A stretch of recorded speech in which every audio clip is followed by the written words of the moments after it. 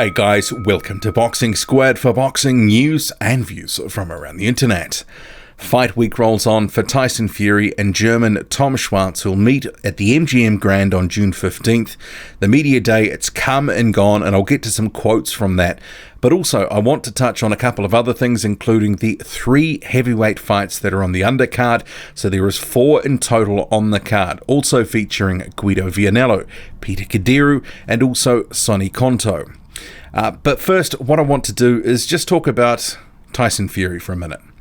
I went through Tom Schwarz and his potential chances a few days ago in a video titled "Can Tom Schwarz Ruiz Tyson Fury?"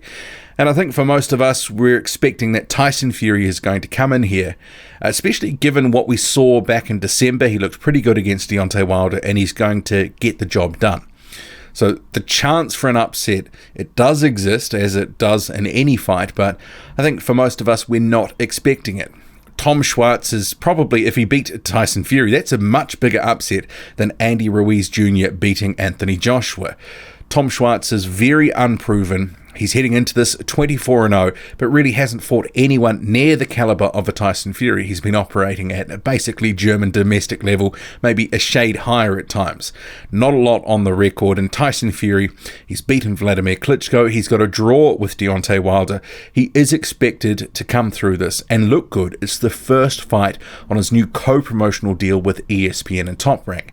This is a showcase fight in effect, to introduce him to the American public, to the ESPN audience, although it's going to be on ESPN Plus, which is effectively a paywall within a paywall, because ESPN, a subscription service, and then ESPN Plus, you have to pay on top for that. What is it, $5 a month or whatever it is? There's about 4 million ESPN Plus subscribers at the moment. ESPN, in terms of the general product, 80 odd million at the last count. So it's a big platform, and they have been pushing him on that. They've said that they've made no secret of it, that they're going to try really get the American public fall in love with this guy, and this is a good showcase fight.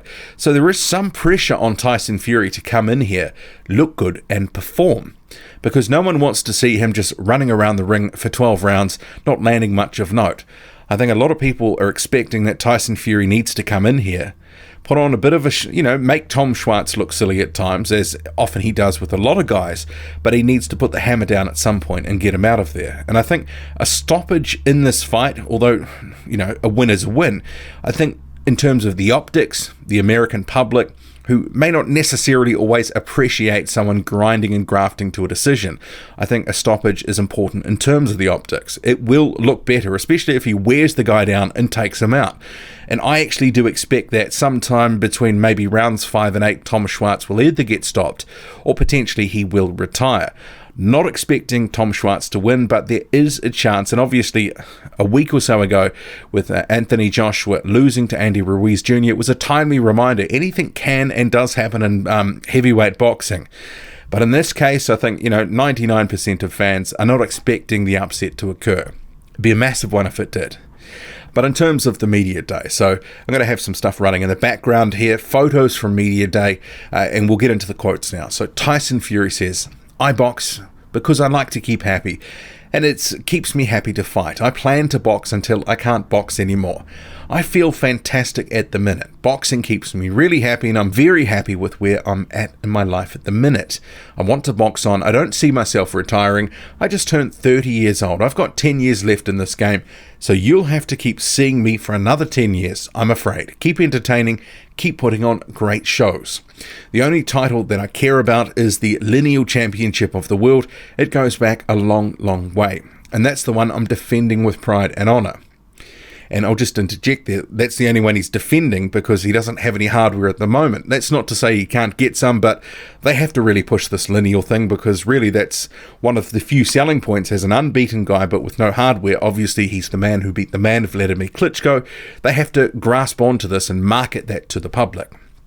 Anyway, Tyson Fury continues, "If you look at the Ring Magazine ratings, I think they get it quite right. I think that's the official ratings of today, the most fair, the most accurate." And I would just jump in there again. He does believe that because obviously he's on top of those rankings.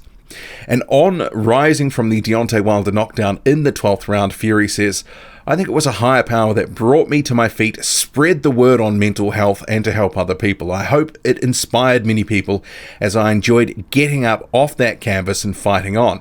And it takes more than a punch to knock me down and make me stay down. Tyson Fury statements during media day. And actually, you may have noted from some of the photos that have just been running in the background here, this one in particular, pretty decent turnout, in terms of the public coming to see the open workouts and such. And Fury has said that he believes that there's going to be an invasion of Irish and English fans to see him box. It is a bit of an occasion where people can come over, have a bit of a holiday, go to Las Vegas, do some gambling, do some other, sightseeing and whatever, and then see Tyson Fury fight. So he may have got some people coming over, but it remains to be seen, what sort of crowd will he pull over from the UK for this fight in Vegas. I'm just not convinced this is the sort of fight where he's going to get, several thousand people coming over. But, I'm happy to be proven wrong. And it's not so much because he's not a draw, it's more that it's the opponent. Tom Schwarz, not exactly a heralded guy. It is seen as a bit of a mismatch by most fans. But Tom Schwarz himself, he says, "I love Las Vegas. This is a great opportunity for me. I'll win this fight. I'm ready. I'm fighting for my family and my country. I have a lot of inspiration. I'm ready to shock the world. This is a great time in the heavyweight division, and I'm happy to be part of it. On Saturday night, it's my time. I am prepared. Tyson Fury picked me for a reason. I promise a great fight, a dramatic fight, and a memorable moment for all boxing fans. My trainers and I have seen every fight of Tyson's many times. We've analysed his style and have prepared our best strategy. I have a surprise for Tyson Fury, and he will see what it is on Saturday night.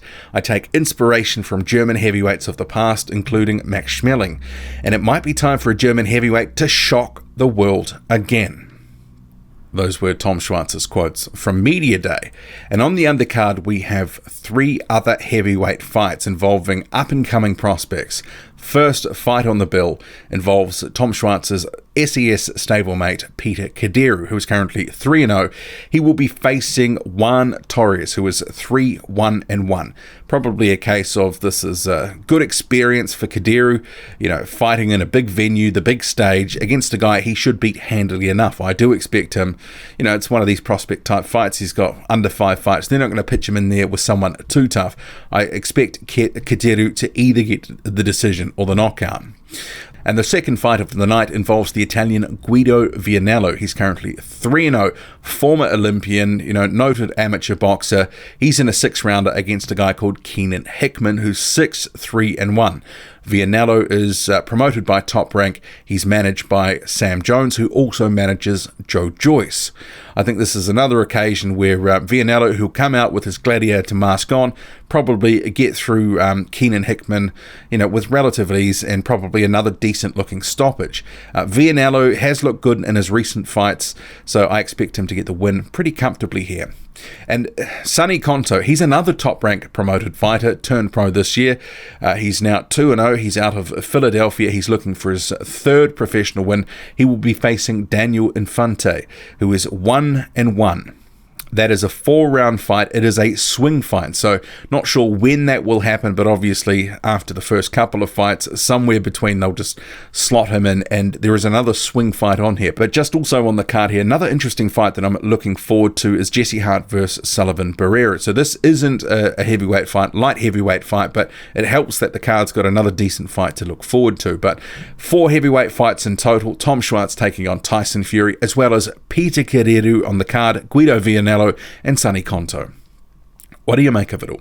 Drop a comment, loud and often. Hit like, hit subscribe, follow me on Twitter, boxing_squared. I'm out.